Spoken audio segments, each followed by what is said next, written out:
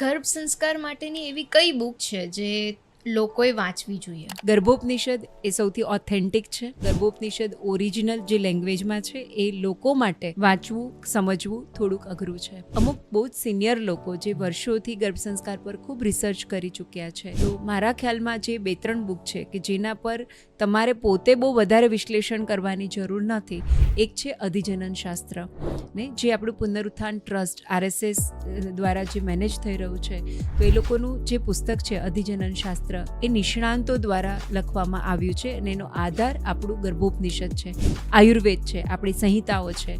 તો એના પર કદાચ કોઈ પણ મધર 100% ટ્રસ્ટ કરી શકે. બીજા મહારાષ્ટ્રના એક ગર્ભ સંસ્કાર ટ્રેનર છે બાલાજી તાંબે, ઐશ્વર્યા રાયનું ગર્ભ સંસ્કાર એમણે કરેલું છે. એમની એજ પણ અત્યારે ખાસી એવી છે. તો એ લોકો જે ઓથેન્ટિક મટીરિયલ લઈને જે બેઝ પર પુસ્તકો લખ્યા છે એ છે આયુર્વેદિક ગર્ભ સંસ્કાર.